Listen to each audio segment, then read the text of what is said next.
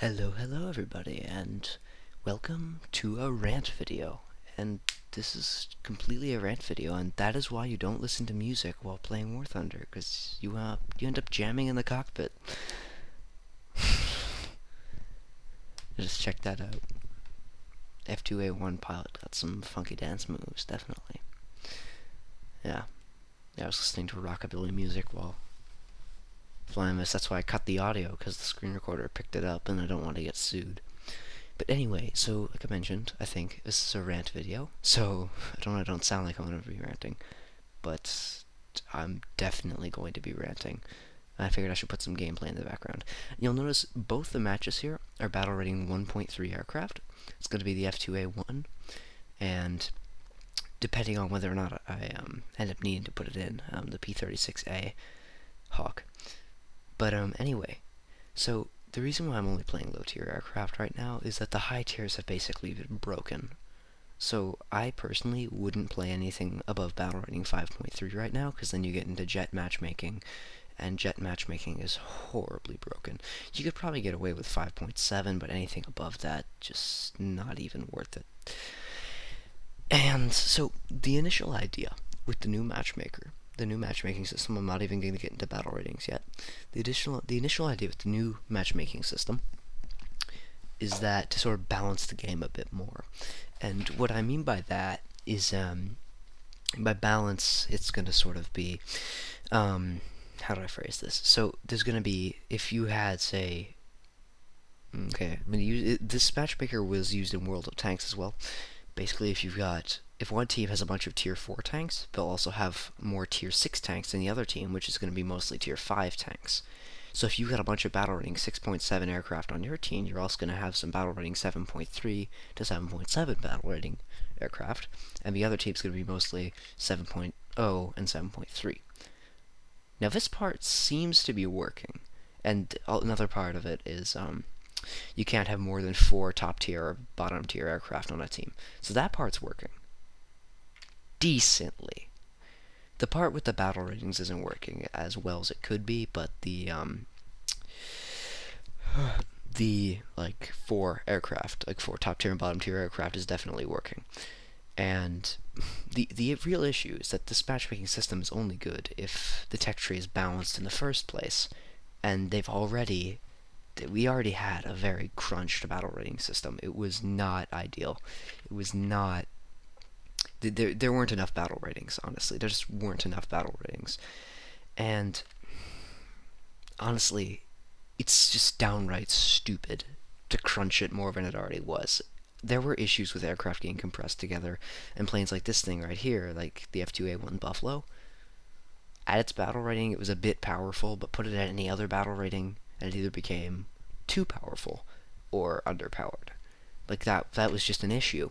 And part of the idea with crunching the battle ratings down from 9.0 to 8.3 was to shorten queue times. But I don't give a shit how long I have to wait in queue if the match I get into is good. I honestly couldn't care less. Because I just tab out, watch YouTube. War Thunder is a great tab out game because you play at your equal resolution. There's no like blackout times, the screen changes resolution or whatever. Honestly, it's just not something that I would do. But anyway, until they fix that, I'm not going to be playing anything above battle rating 5.3 or maybe 5.7. I haven't decided that yet. But anyway, I'm not just going to be talking about the matchmaking. So, something that's been ranted about a lot with War Thunder is the spotting system.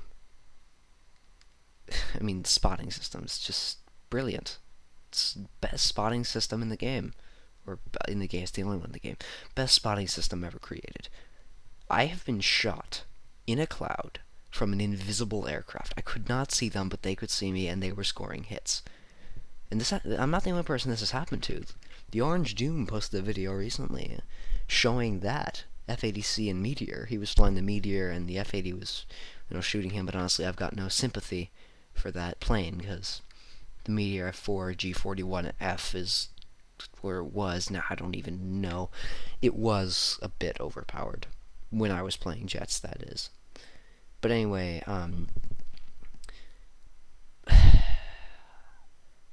I've got so much I could say about the battle ratings, but I also have a lot of gameplay here, so I guess I will. I only have jets left to research in my American tree. So, I'm only playing to have fun right now. Like, I can't grind those aircraft with what I can fly. I mean, I guess I could fly, my P-51 D-20 and stuff, but that plane's not very fun. But, like, oof, beautiful. Burning BF-109. Confirmed F2AOP. Yeah. Love this plane. I do greatly recommend choosing the American tree just so you can get the F2A1. It's so much fun. And the engine's like invincible and the plane's super tough and all that jazz and good stuff and stuff like that. But okay, so continuing, the spotting system is awful. You can see a plane through a cloud until you go in the cloud. Then you can't see it anymore. But you can see it clearly through the cloud. Like, clearly, there's some really great physics people on this stuff. Really great physics people. Just wonderful physics people. Like, just wonderful. Absolutely wonderful. I just don't understand, like, why would you feel the need to, like, leave a spotting system that, or I don't know if feel the need is the correct way to put it, but why would you feel the need to just, like, they playtest this game, like, they know that it's bad, but they just leave it that way. Like, honestly, why Gaijin? Why? And in my last video, if you watched it, you would know that I said, like, obey the snail gods, they know all, and stuff like that. And here's the P-36 battle. But, like, honestly, don't obey the snail gods. They don't know all, they don't know, okay?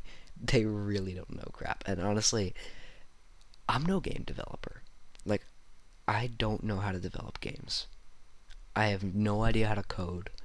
But I know that game developers like DICE, who are behind Battlefield 4, anybody who ever played that game, and I used to, will know how far it went from being just absolute crap when it was launched to being great right now. And I stopped playing a while ago. But they keep on stuff. If the community's angry about something, they will go ahead and fix it. They will work on it. And it's that sort of thing that Gaijin lacks. They don't listen to their community. And I don't know how many of you participated in the voting to bring the battle rating system down to a minimum of, like, 0.7, but there were several thousand votes for, at least on the US forums, and only, like, 20 against. Like, an overwhelming number of people wanted that, and a tiny amount didn't, and it still wasn't done. And honestly, you can see this in Visceral as well with Battlefield Hardline. I keep using Battlefield examples. But that game died because they didn't listen to their community. They didn't, like, listen about gun balance or anything like that. So I know from, like, watching videos of people commenting, like, I quit War Thunder because of this and stuff like that. I don't want War Thunder to die. It's a nice game. I really do enjoy playing it. And that brings me to another rant piece. And this should be fixed, but I don't know how it would be fixed. But I've been experiencing a lot of crashes recently with this game. Like, just a lot of crashes. To the point where it makes it hard to get gameplay sometimes. Like, I get into a match, the game crashes. I wait half an hour so I can relaunch the game. I relaunch the game, it crashes as soon as I get into a battle. It eats up free repairs. It costs you a lot of cash. And it's really annoying. But when the game works, and you don't get an unfair match, and stuff goes right, it's so much fun. This is probably my favorite video game of all time, when it works, and when it doesn't freeze like that. But, honestly,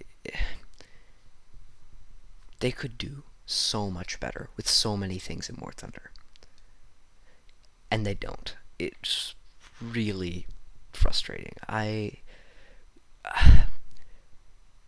The idea of changing the battle ratings was to shorten queue times. But the queue times have actually gotten longer because so few people want to play those anymore. So Gaijin, if you watch this video, if anybody who has contact with Gaijin watches this video, which is very unlikely, please just tell them to listen to their goddamn community if they want to keep this game going. And I know, like, they're coming up with Crossout, they want to get people playing that, but honestly, I would play that as well if it was good, but War Thunder has gameplay that just no other, aside from World of Warplanes, but that's a dead game, sadly, that no other living, I don't know if living's the right word, but no other game that's still being played can give off gameplay similar to War Thunder's. Like, the mouse support in War Thunder is great, like, the gameplay is really fun. It's just so much fun to play when it does work, and I cannot stress that enough. I really love this game, but I just feel like they can't get it. Like, I know they can get it right, but they won't, and this is not good for Gaijin. I probably won't end up playing Crossout, just simply because if this is what they do with that game, I don't even want to play it. Anyway, I can see I'm running out of gameplay. I've sort of been drawing this on, but in short, the crashes need to be fixed. The battle running system needs to be reworked completely. It needs a complete overhaul. I know there's something else I ranted about. Yes, the spotting system. The spotting system needs to be fixed. And I've ran out of gameplay. The screen is black. So, anyway, thanks for watching. Leave a like if you did enjoy the video. And I hope you have a good day. So long.